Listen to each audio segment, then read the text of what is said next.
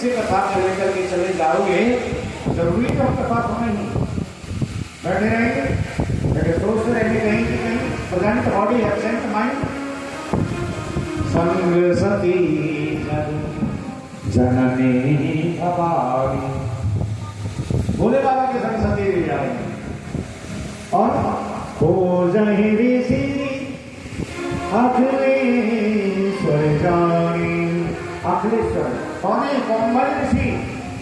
कुंभल वाले घड़े से पैदा हुए अगस्त मुनि जी महाराज। कहाँ पर है? नर्मदा नदी के किनारे पर। और कहाँ से जा रहे हैं? कैलाश से चल करके भोले बाबा जा रहे हैं। कहाँ? कैलाश पर्वत, हिमालय। और कहाँ? नर्मदा नदी का किनारा। अगर भोले बाबा चाहते तो हमको अपनी पास भी बुला लेते, हमें राम कथा सुना दो, लेकिन नहीं, जो चल करके जागने में कथा सुनने में जो आनंद है ना, वो अपने पास बुला करके नहीं। आजकल हम सोचिए, जहाँ कथा से प्रेम होता है, भगवान से प्रेम होता है, आनंदित होता है, मन प्रफुल्लित होता है ना, और कथा के प्रकाशी जो होते हैं, कथा के जो मर्म को जानने वाले होते हैं, उनकी लिए पूरी अहमियत नहीं लगती। ये कितनी दूर है? आजकल के लोग तो थोड़ी दूर, 4 गली दूर हो जा रहे हैं, काफी दूर है, कौन जाएगा कथा से? उधर पढ़ने वाले से लोग बता रही है बहुत दूर है, हनुमान मंदिर बहुत दूर पड़ता है, कौन जाएगा? घर में करा नहीं सकते, इतना चल नहीं सकते, लेकिन जो आनंद चल करके जो जो पद पर है, माता द्रौपदी जब महात्मा की शरण में जाती, एक एक पद पर करोड़ों यज्ञों का फल प्राप्त होता, निमंत्रण देने मात्र जाने से। तो आप सत्संग सुनिए, सत्संग श्रवण करने के, गुरु के पास जाने के लिए, भगवान के धाम में बैठकर कथा सुनने का फल 10,000 गुना प्राप्त होगा। तीर्थ यात्रा में, तीर्थ में कथा सुनने का लाभ अपने घर पर कथा सुनने में जो फल 10 गुना मिलेगा, वो दीन स्थान में 10,000 गुना हो जाता है। तीर्थ में जाकर के कथा सुनने का फल 1,00,000 गुना हो जाता है, क्योंकि वहां एक एकाग्र चित्तता बढ़ जाती है।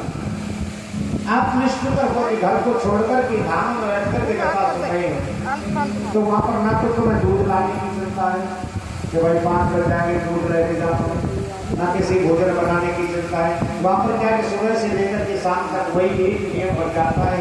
सुबह जगे, तीर्थ में धाम में स्नान किया, फिर भजन पूजा में लग गए, फिर अपना जप तप किया, फिर दर्श स्पर्श किए, फिर बात भोग लिया, फिर कथा में बैठ गए, फिर अब क्या करें?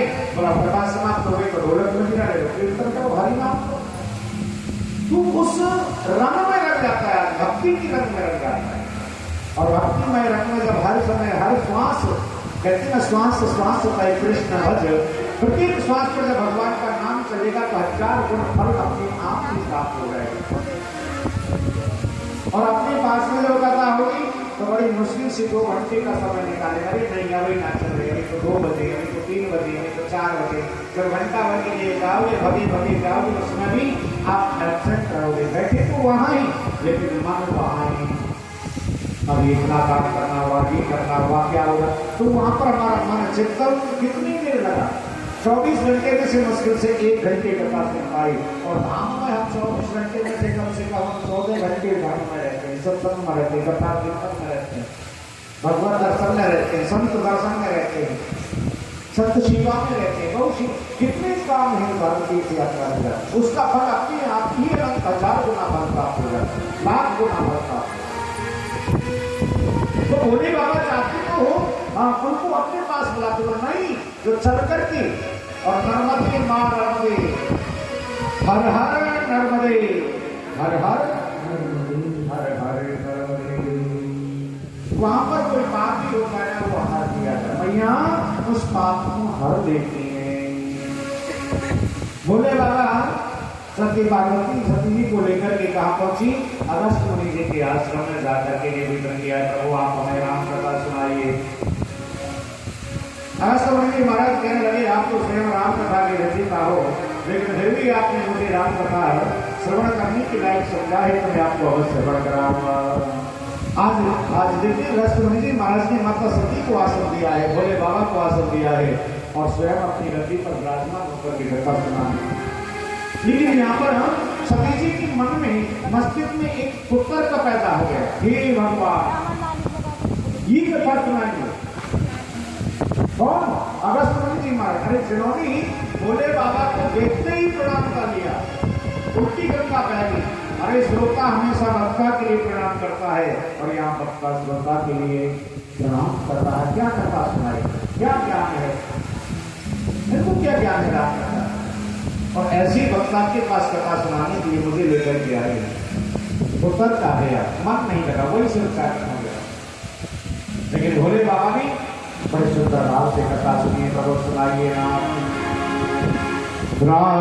कथा मुनि बरजे बखानी, राम कथा मुनि बरजे बखानी, राम कथा मुनि बरजे बखानी, राम कथा मुनि बरजे बखानी, सुनई महेश परम सुखमानी, सुनई महेश परम सुखमानी, मुनि सत जीवा मागत कराई, मुनि सती मीरा मांगित पुरारी, चले भवन संग दक्ष कुमारी,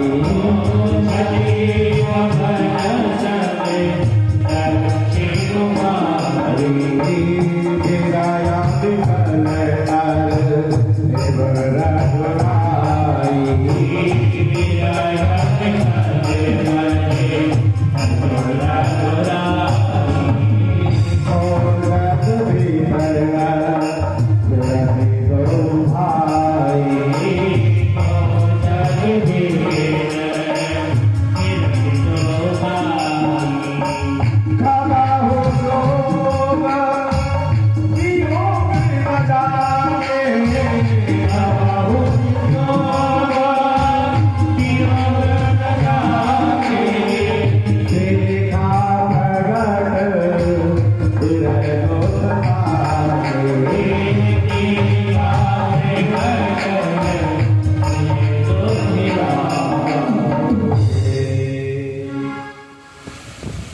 राम कथा मुनि बरजे बखानी, सुनी महेश परम सुखमानी। केवल महेश, श्रोता तो दो हैं, सती जी और भोले बाबा, लेकिन कथा के लिए कहा सुनी महेश, केवल भोले बाबा ने ही सुनी है। और कथा विश्राम हुई। नवमी की कथा के बाद में जैसे ही मुनि महात्मा जी कास्ती ने जयकारा लगाया, बोलिए अमर बिहारी सरकार की जय हो, सीताराम भगवान की जय हो। बहुत आनंद आया, बहुत सुंदर कथा लगी। मोने सन बिला मान टकराई, चले भवन संग लक्षित कुमार। अपने घर को जा रहे हैं, लेकिन यहाँ पर क्या नाम